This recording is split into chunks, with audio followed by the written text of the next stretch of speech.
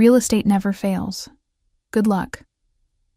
I hit send on that text message, my fingers steady despite the earthquake happening inside my chest. 20 minutes earlier, my husband Darren had just destroyed 15 years of careful financial planning with a single message from his supposed hunting weekend in Santa Fe. The audacity was breathtaking. Not just the betrayal, but the sheer stupidity of putting our entire life savings into some half-baked real estate scheme with his girlfriend. My name is Veronica Hale, and I'm 45 years old. For the past 15 years, I've been the financial backbone of our household here in Tucson, Arizona. While Darren played the charming salesman at Trevanta Corporation, I managed every dollar we earned, every investment we made, every safety net we built. Our retirement accounts, emergency fund, the equity in our home, I tracked it all with the precision of a Swiss watchmaker. Darren used to call me the brain behind our success, back when he still respected what I brought to our marriage. That respect had been eroding for months, ever since he met Sky Winters at a company networking event. She was 28, blonde, and apparently ambitious in ways that I supposedly wasn't. The irony would have been funny if it weren't so devastating. While I was building our financial empire one careful decision at a time, Darren was busy being dazzled by someone who sold condos for a living and thought she was the next real estate mogul. The warning signs had been there.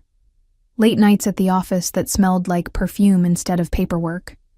Weekend hunting trips that coincidentally aligned with Sky's out-of-town property visits. The way he'd started criticizing my conservative approach to money, suggesting we needed to think bigger and take some risks. I'd ignored them all, foolishly believing that 15 years of marriage and shared success meant something. Now, staring at his text message on my phone screen, I realized just how naive I'd been. Moved our savings to Sky's real estate venture. She's ambitious, unlike you.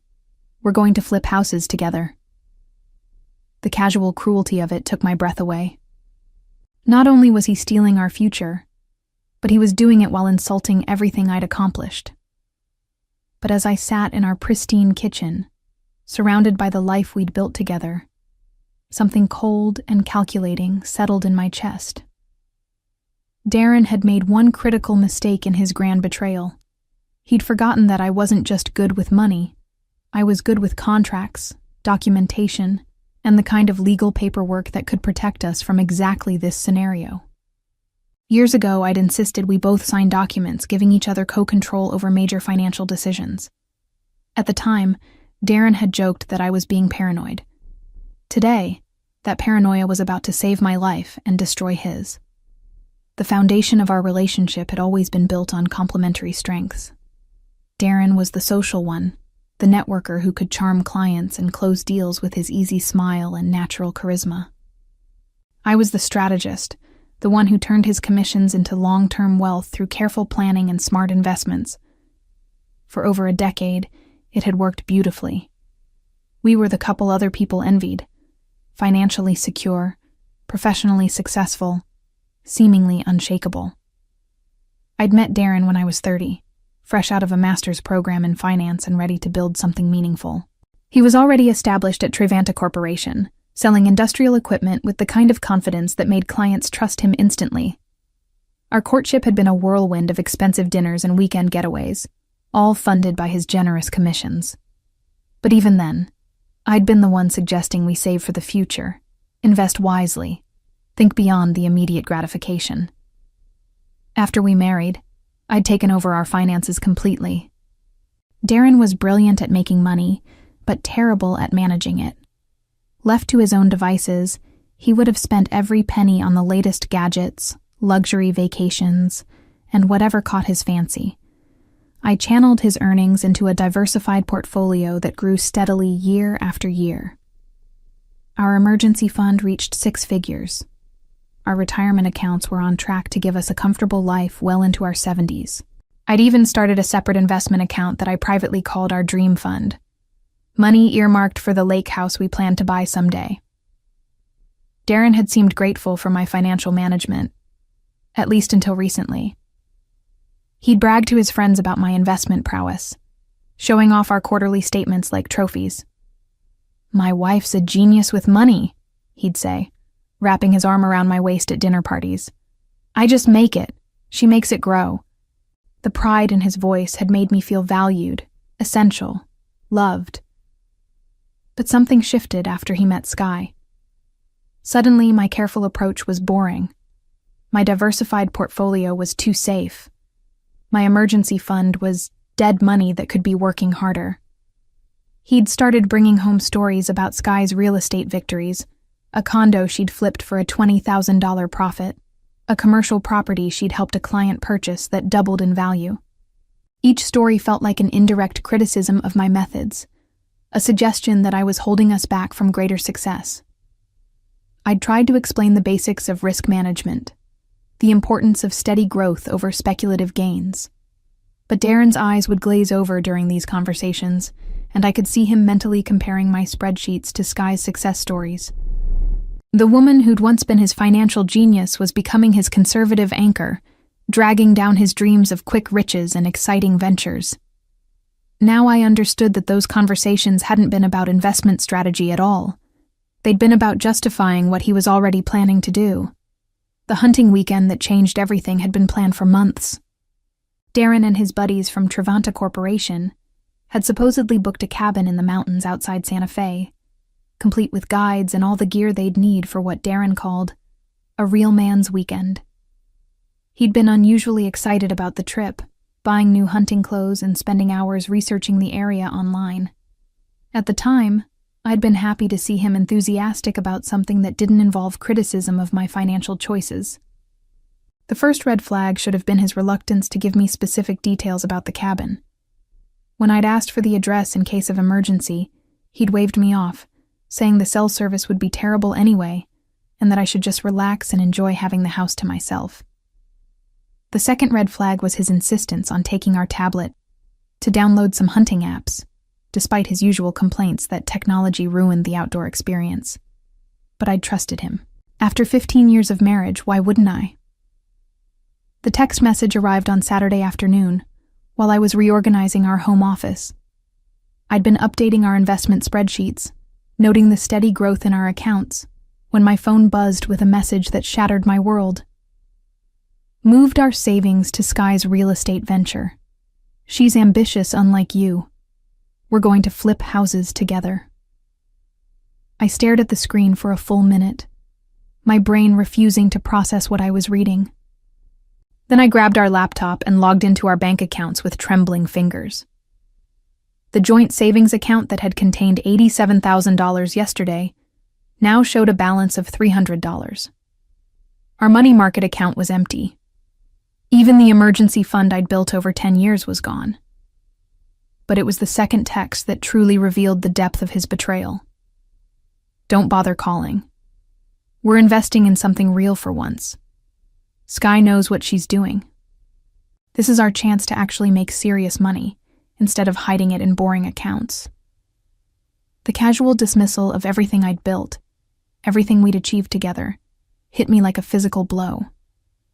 15 years of careful planning, sacrifice, and strategic thinking reduced to boring accounts. The woman who'd turned his sporadic commissions into genuine wealth was apparently just dead weight holding back his entrepreneurial spirit. I walked to our kitchen window and looked out at our neighborhood. The nice houses, the manicured lawns, the life we'd been able to afford because of my boring financial management. Then I thought about Sky Winters, with her flashy social media posts about luxury properties, and her apparent ability to convince my husband that throwing our life savings at her untested business venture was somehow a smart investment. That's when the shock began to crystallize into something much more dangerous. Cold, calculated fury. Darren had made the biggest mistake of his life, and he didn't even know it yet. Because while he was busy playing real estate mogul with his ambitious girlfriend, he'd forgotten one crucial detail about his boring, conservative wife. I wasn't just good with money. I was excellent with revenge. My first instinct was to call Darren immediately and demand he reverse whatever insane transaction he'd just made. But something stopped me.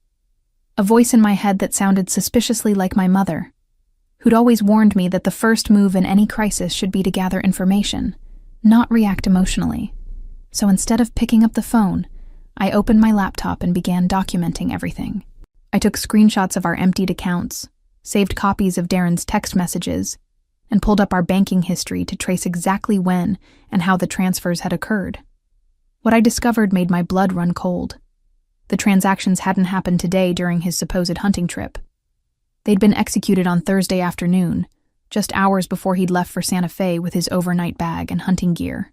He'd drained our accounts and then lied to my face about going hunting with his friends.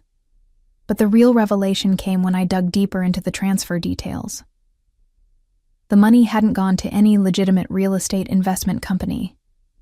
It had been wired directly to a personal account belonging to Sky Winters.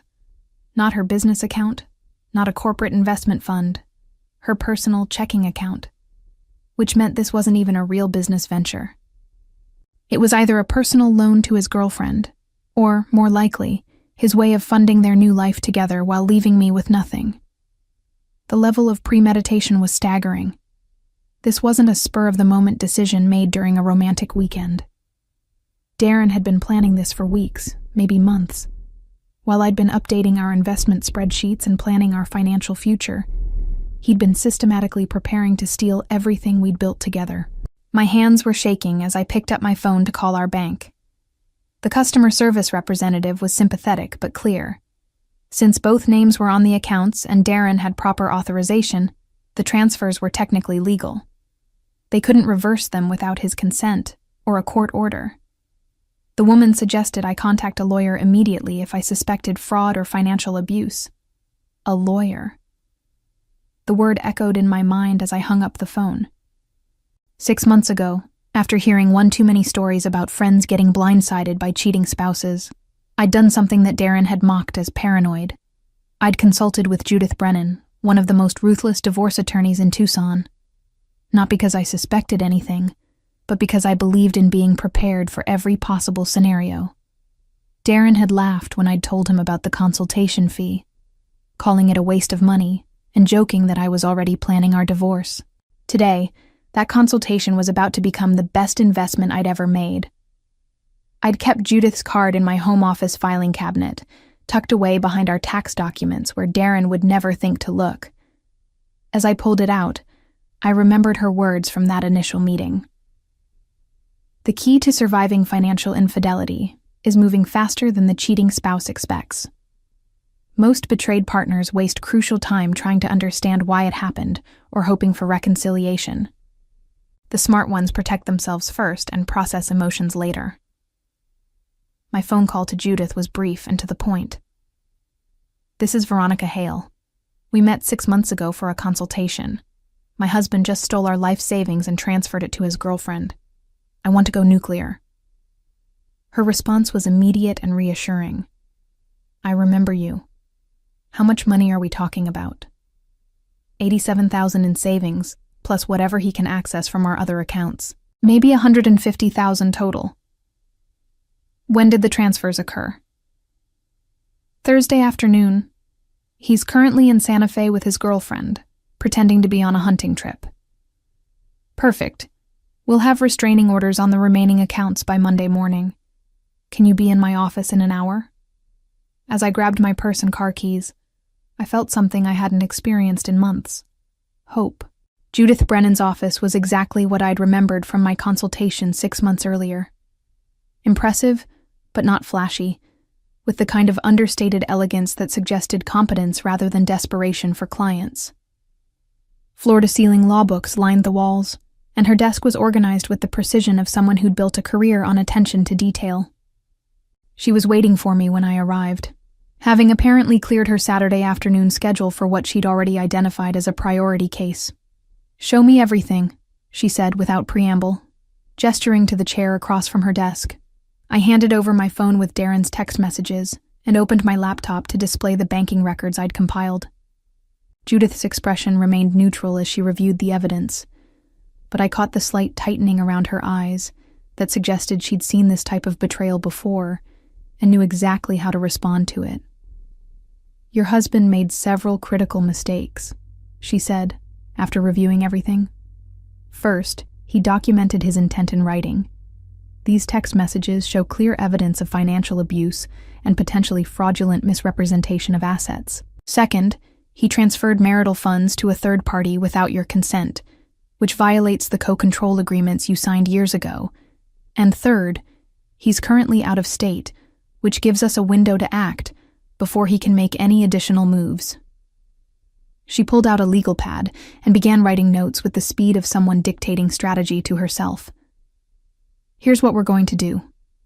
Monday morning, I'll file for emergency relief to freeze all remaining joint accounts. We'll also request a temporary restraining order preventing him from accessing any marital assets until a court can review the situation. The fact that he transferred money to his girlfriend's personal account rather than a legitimate business entity works strongly in our favor. But it was her next words that made me sit up straighter. More importantly, we're going to subpoena every financial record related to this so-called real estate venture. If Skye Winters accepted marital funds under false pretenses, if this isn't actually a legitimate business investment, she could be facing civil liability for receiving stolen property. The implications hit me immediately. You mean she could be legally responsible for returning the money? Potentially, yes. And if we can prove she knew the funds were taken without your consent, the penalties become much more severe. Judith's smile was sharp and professional. I've seen this pattern before. Younger women who get involved with married men often don't understand they're making themselves vulnerable to legal action when they accept money that isn't rightfully theirs. She continued outlining our strategy, explaining how we'd document every aspect of Darren's deception, and build a case that would not only protect my remaining assets, but potentially recover what he'd already stolen. The comprehensive approach was exactly what I'd hoped for. Aggressive, thorough, and designed to catch Darren completely off guard. There's one more thing, Judith added, leaning back in her chair. Your husband's hunting trip alibi actually works in our favor. If he's been posting about his weekend on social media while simultaneously claiming he's in the mountains with no cell service, we can use that to demonstrate a pattern of deception. Modern betrayals leave digital footprints that earlier generations couldn't have imagined. As I left her office an hour later, I felt the strangest sensation. Relief, mixed with anticipation. For months, I'd been watching my marriage deteriorate without understanding why or how to stop it. Now I had a plan, a timeline, and a legal advocate who understood exactly how to turn Darren's betrayal against him.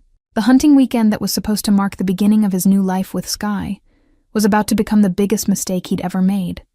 Sunday evening brought the first crack in Darren's carefully constructed narrative. He called just before 8 p.m., his voice artificially cheerful as he described his amazing hunting experience and the huge buck his friend Bradley had supposedly taken down.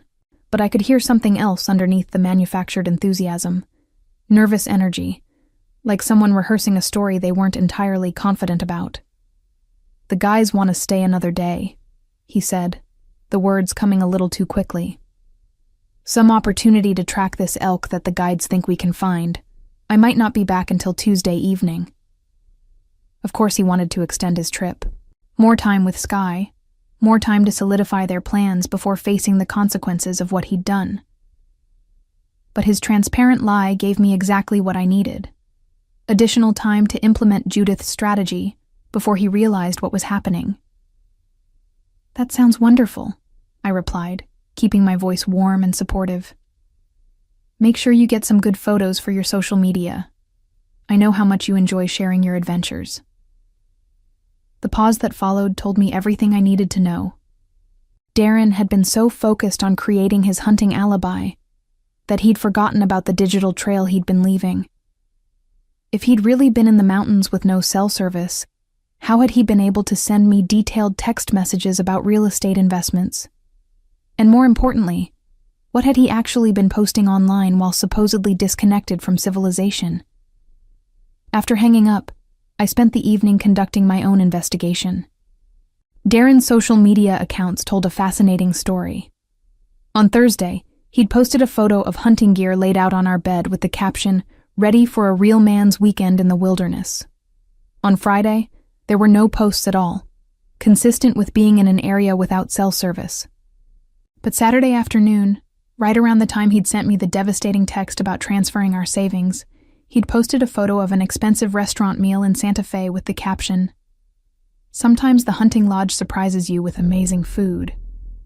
A hunting lodge with restaurant-quality plating and what appeared to be lobster tail? I took a screenshot and added it to my growing evidence file. But the real revelation came when I checked Sky's social media accounts. She'd been far less careful about maintaining the fiction. Her Instagram story from Saturday showed a champagne toast with perfectly manicured nails and what looked like an expensive hotel room in the background. The timestamp matched exactly with when Darren had sent me his cruel text messages about their real estate venture. I saved everything. Screenshots, timestamps, even the metadata from the photos that would prove where they'd been taken. By the time I finished documenting their weekend, I had a comprehensive record of their deception that would make Darren's hunting trip story completely impossible to maintain. Monday morning couldn't come fast enough.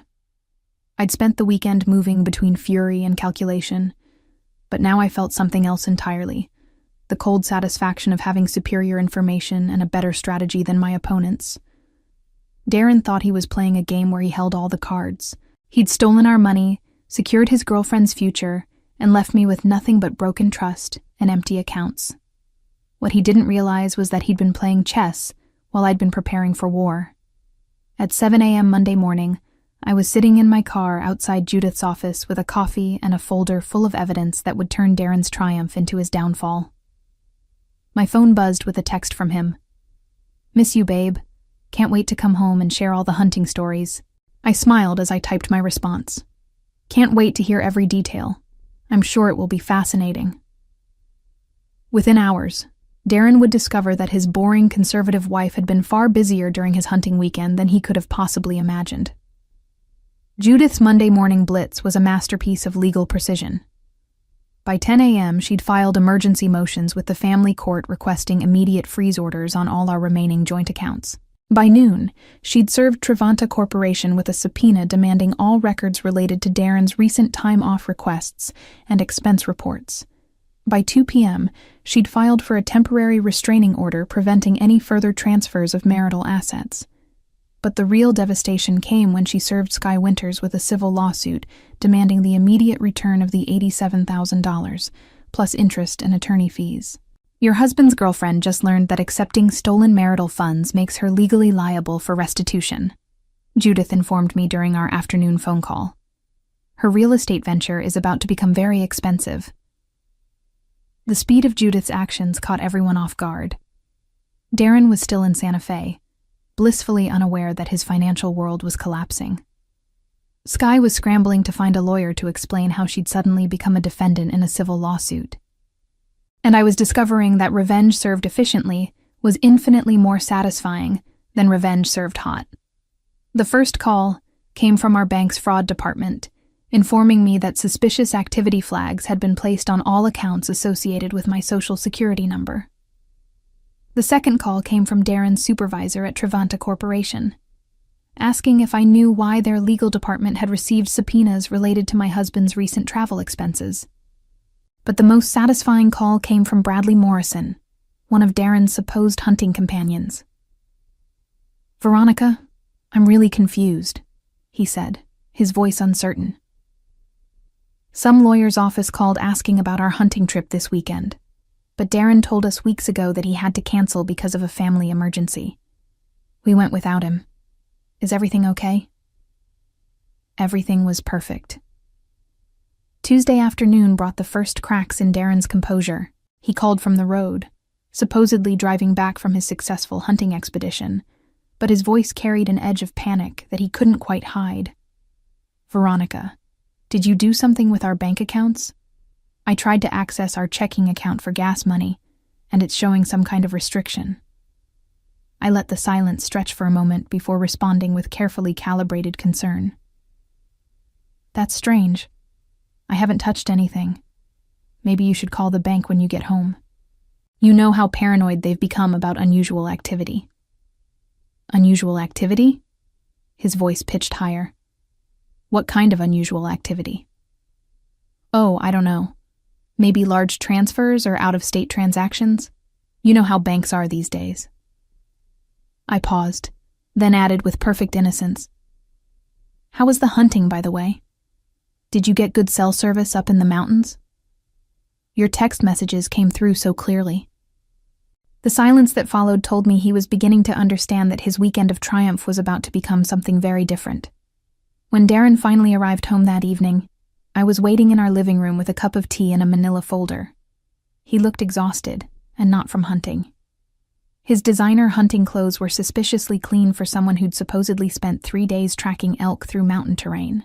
We need to talk, he said, dropping his overnight bag by the door. Yes, we do. I gestured to the chair across from me. Sit down, Darren. Let's discuss your real estate investment strategy. The color drained from his face as he recognized the legal documents spilling out of my folder. His hunting weekend was officially over, and his education in the consequences of financial betrayal was about to begin. As I reflected on the swift and complete dismantling of his plans, I realized that revenge, when executed with precision and intelligence, was indeed a dish best served cold and efficiently.